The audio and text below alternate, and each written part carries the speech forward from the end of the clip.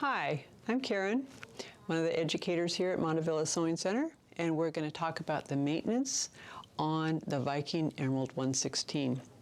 Now, your machine does need to be maintained in terms of cleaning the lint out of the bobbin area. It does not need to be oiled.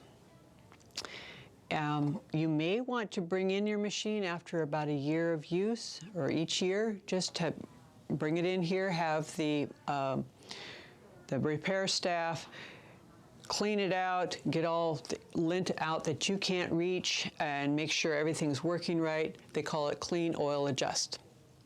It's just a good way to maintain your machine, just like you take your car in for regular oil changes. Okay, so to start with, I'm going to unthread the machine, and when you unthread your machine, you want to snip your thread right here, pull the thread out at the needle area. Now, why is that important? When you're sewing, the thread is always going towards the needle. It's never going away. So you don't want to be grabbing your spool and pulling backwards out of your machine. That can cause lint to build up in your tension discs, which you don't want to have that happen. Okay, so we can take that out of there. And this much thread, we're not going to worry about that, but if you really don't want to waste thread, well then thread a needle, put it in your little pin cushion and sew a button on with it later on. I'm not going to worry about that. Okay, and then I'm going to take the bobbin out. So we take the bobbin cover off, take the bobbin out, put the bobbin off to one side. Now for safety purposes, which I mentioned in a previous video, normally we would turn off the machine if you're working with a needle area, but if you turn off the machine, you also don't have a lot of light here. So either have good daylight or a lamp or something like that so you can see what you're doing, or leave this on and just make sure that you do not press on the foot pedal, because that's what could happen. So we don't want that to happen. Okay, neutral position, by the way, for your machine should be where this take-up lever is up and your needle is up. Okay, so the first thing I'm going to do is take off the presser foot, grab all four corners, pull straight forward, and it comes right off. I'm going to put this down in the accessory tray to keep it safe. Then we want to take the needle out. We use a screwdriver. I'm going to hang on to that needle, loosen that a little bit, pull it straight down and off to the side. Now notice I've got the foot out of the way. That way I'm not scratching the end of my needle across the foot.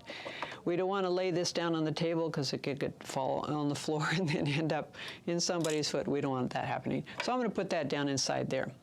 Now let me talk a little bit about needles to start with. Once you've used up your needle pack in your accessory tray, or you want different kinds of needles, make sure you get good quality needles. Needles can be cheaply made, and some are. Just because something's inexpensive does not mean it's a bargain. You don't want to use cheap needles because they could damage your fabric or your machine or just break easily. Just use good quality needles. I would recommend Schmetz. Schmetz comes with your machine. There's also Classe, Inspira. All of these we sell here at Montavilla. Okay, and then the next thing we're going to do, and notice that needle's out of the way. We don't have to worry about poking ourselves. You still don't want to put your foot on the pedal. Now we're going to use the screwdriver to take out this one screw here. Underneath, behind the needle threader, is room for the handle to go right up in there like that. Then we turn this. And once that screw is tall enough, I just take it out with my fingers. This is another one of those things you don't want to lose, so I'm going to put it right down there inside the accessory tray. Lift off the cover like that. And I'm going to put my glasses on so I can see what I'm doing.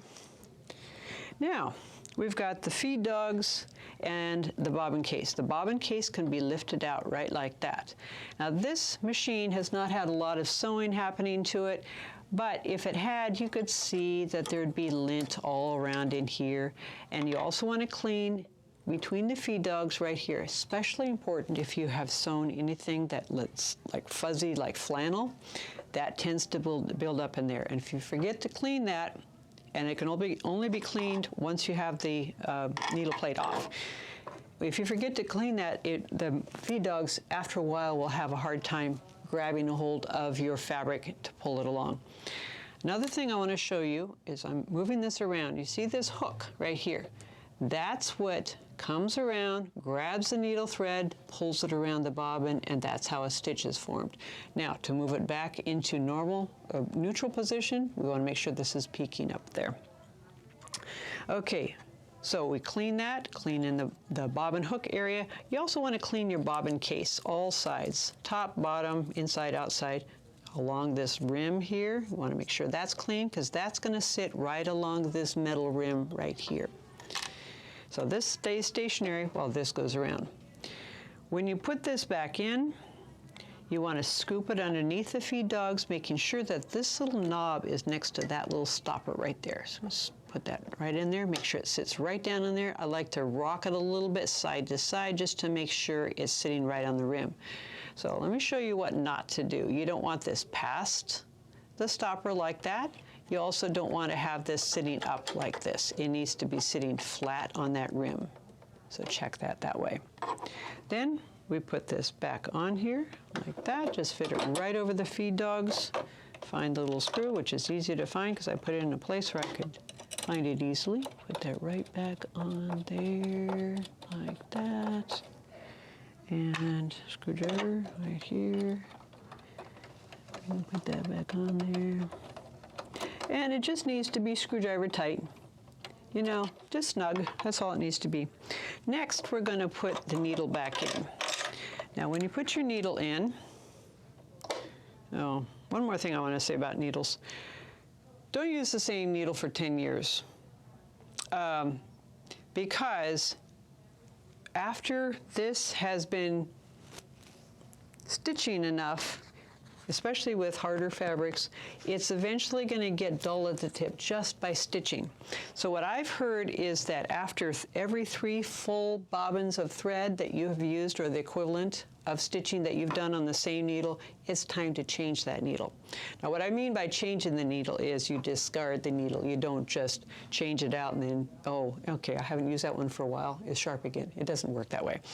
Okay, for discarding needles, what I like to use is like an old pill bottle. It works great for that.